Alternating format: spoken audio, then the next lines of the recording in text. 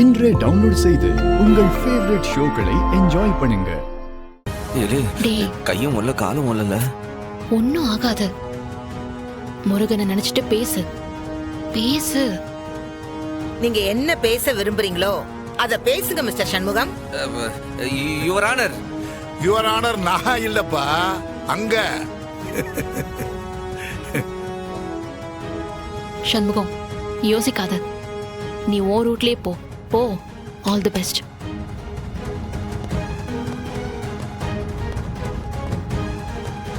இவங்கள மாதிரிலாம் சட்டத்தில் இருக்கிற நம்பரு இதெல்லாம் எனக்கு பேச தெரியாதுமா. ஏதோ எனக்கு தெரிஞ்ச மாதிரி பேசிக்கிடுதேன். ஏதாச்சும் தப்பா பேசிட்டேன்னா கொஞ்சம் மன்னிச்சிடுங்க. எனக்கு உங்ககிட்ட ஒரே ஒரு கோரிக்கை வைக்கணும், அதோட ஆரம்பிக்கலாம்ட்டு. என்ன கோரிக்கை? எல்லாரும் நினைக்கிற மாதிரி இந்த கேஸ் ஏதோ அறிவழகன் மாலதி சம்பந்தப்பட்ட கேஸ் ஏதோ இப்ப ஆரம்பிச்ச கேஸ் இல்லம்மா. இந்த கேஸ் ஆரம்பிச்சு ஒரு 10 வருஷம் ஆகுது. அம்மா, நம்மளாம் நினைக்கிற மாதிரி இந்த கேஸ் அறிவழகனையோ மாலதியோ வச்சு ஆரம்பிக்கல. ரொம்ப ஆழமா இதுக்கு பின்னாடி ஒரு சதியே இருக்குமா. இந்த கேஸை நாம சரியா புரிஞ்சுக்கணும்னா 10 வருஷத்துக்கு முன்னாடி போய் தான் இந்த கேஸையே நம்ம அணுகுன. Objection your honour. ஆப்பனன் கோர்ட்டோட நேரத்தை வீணடிக்க பாக்குறாருன்னு நினைக்கிறேன். மிஸ்டர் சண்முகம், அது என்ன 10 வருஷ கணக்கு? இந்த கேஸுக்கு சம்பந்தம் இல்லாததெல்லாம் இங்க பேசக்கூடாது. ஐயோ, இந்த கேஸுக்கு இது ரொம்ப முக்கியமான சம்பந்தம் இருக்குமா, அதனால தானே அதுல இருந்து ஆரம்பிக்கணும்னு சொன்னேன். அதான் அதுல ஆரம்பிச்சாதான் இந்த கொலை ஏன் நடந்தது, அதுக்கு பின்னாடி என்ன காரணம் இருக்குன்னே நமக்கு புரியும். சம்பந்தம் இருந்தா நீங்க அத பத்தி பேசலாம், பேசுங்க. Objection your honour. Objection overruled. அவர்தான் சம்பந்தம் இருக்குன்னு சொல்றாருல்ல, சொல்றத கேட்டுதான் பாப்போமே. Mister Shanmugam, you proceed. ஒரே ஒரு நிமிஷமா, அதுக்கான ஆதாரங்களை மட்டும் எடுத்துட்டு வந்தது. என்ன மிஸ்டர் சண்முகம், உங்க வாதத்தை ஆரம்பிக்க முருகன் உத்தரவு கொடுத்துட்டாரா? அது நேத்து நைட்டே கொடுத்துட்டாருங்கம்மா. இது வாதாரத்துக்கான சில ஆதாரங்கள்லாம் தேவைப்படுது, அதுதான் தேடி எடுத்துட்டு வந்தேன். சரி, 10 வருஷம் பின்னாடி போக போறேன்னு சொன்னீங்களே, எப்படி போக போறீங்க? டைம் மிஷின்ல ஏரியா? அப்படி இல்லம்மா, 10 வருஷத்துக்கு முன்னாடி மனசால ஓட்டி பார்க்கலாம்னு சொன்னேன். யுவர் ஆனர், இவர் கோர்ட்டோட நேரத்தை வீணடிச்சிட்டு இருக்காருன்னு தான் நான் நினைக்கிறேன். அதான் கனெக்டிவிட்டிய பின்னாடி சொல்றேன்னு சொல்லிருக்காரே, அவரை பேச விடுங்க. பிபி, நீங்க சொல்லுங்க சண்முகம். 10 வருஷத்துக்கு முன்னாடி திருச்செந்தூர் கோயில் தர்மகர்த்தாவா இருந்த திரு சவுந்தரபாண்டியனை முதல்ல விசாரிக்கணும்னு உங்ககிட்ட நான் கேட்டுக்கிட்டேம்மா. மிஸ்டர் சண்முகம், உங்களுக்கு கோர்ட் நடைமுறை தெரியாதது இது உங்க தப்பு கிடையாது. சம்பந்தப்பட்டவரு இங்க இல்ல, உடனடியா எப்படி அவரை விசாரிக்க முடியும்? இப்ப போய் அவரை எங்க பிடிக்க முடியும்? அம்மா, என் அப்பா முருகன் கிட்ட கேட்டா உடனே அவரை கூட்டு வந்து நிப்பாட்டிட்டு வருமா, அந்த நம்பிக்கை எனக்கு இருக்கு. இல்ல, நீங்க சொல்றதெல்லாம் ஓகே தான். ஆனா முருகன் இப்படி நிஜ வாழ்க்கையில மிராக்கிள் எல்லாம் பண்ண முடியும்னு சொல்ல முடியாதப்பா. அத நீங்க புரிஞ்சுக்கோங்க சண்முகம். நீங்க என்ன வார்த்தை சொன்னீங்கன்னு எனக்கு தெரியலம்மா, ஆனா நான் கேட்டா கண்டிப்பா என் முருகன் என் கண்ணு முன்னாடி கொண்டு வந்து நிப்பாட்டுவான். நீங்க வேணா முருகா அதான் சொன்னோட கொண்டு வந்து நிப்பாட்டிதான் பாருங்க. என்ன ஒரு என்ட்ரி! அவருதே நிஜமாவா? நீங்க சொல்ற சவுந்தரபாண்டி இவர்தானா? ஊரானர், நான் தான் சவுந்தரபாண்டி. இந்த வெறும் பயலுக்கு முன்னாடி செந்தூர் கோயிலுக்கு தர்மகர்த்தாவா இருந்தவர் அடியேந்தேன். நம்பவே முடியல மிஸ்டர் சண்முகம், உண்மையிலேயே இது மிராக்கிள் தான். மிஸ்டர் சவுந்தரபாண்டி, நீங்க கொஞ்சம் முன்னாடி வாங்க. முன்னாடியா? எதுக்கு ஊரானர்? எனக்கு நான் ஆவார்டு எதுவும் கொடுக்க முடியல. இல்ல சார், அக்யூஸ் தரப்பு கவுன்சில் மிஸ்டர் சண்முகம் உங்களை விசாரிக்கணும்னு சொல்றாரு. வந்து விட்னஸ் ஸ்டாண்ட்ல ஏறுங்க.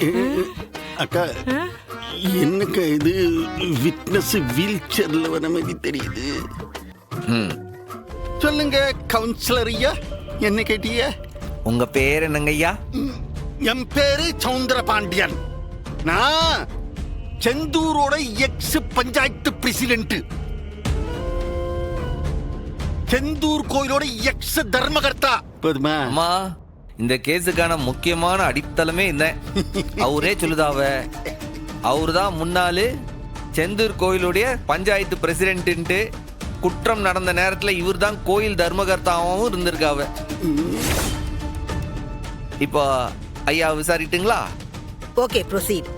ஐயா, உங்களுக்கு இன்ஸ்பெக்டர் விருமனை தெரியுமா? ஞாபகம் இருக்கா?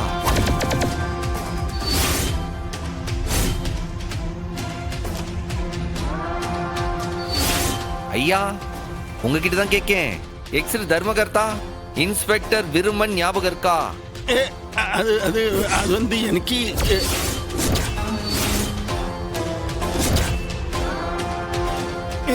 எனக்கு விருமாண்டி தெரியும். விருமன் ஆறு எனக்கு தெரியும். அப்படி ஒண்ணு எனக்கு ஞாபகத்திலேயே இல்ல. விருமாண்டி பணம் ஞாபகம் இருக்கு. 10 வருஷத்துக்கு முன்னாடி நீங்க பார்த்த விருமனை உங்களுக்கு ஞாபகம் இல்ல.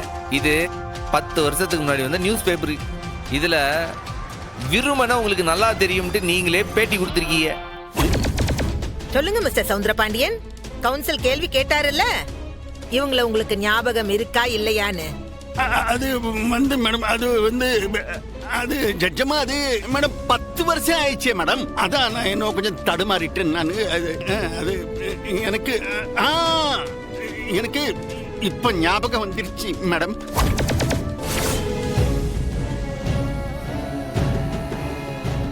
யுவர் ஆனர், இது வழக்க திசை திருப்பறதுக்கான முயற்சி.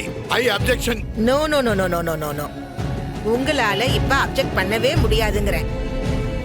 இந்த விசாரணைக்கான காரணத்தை கவுன்சில் தெளிவா சொல்லிருக்காரே, அதனால இந்த விசாரணைய தொடங்க தான் வேணும். Objection over ruled. நீங்க போய் உட்காருங்க.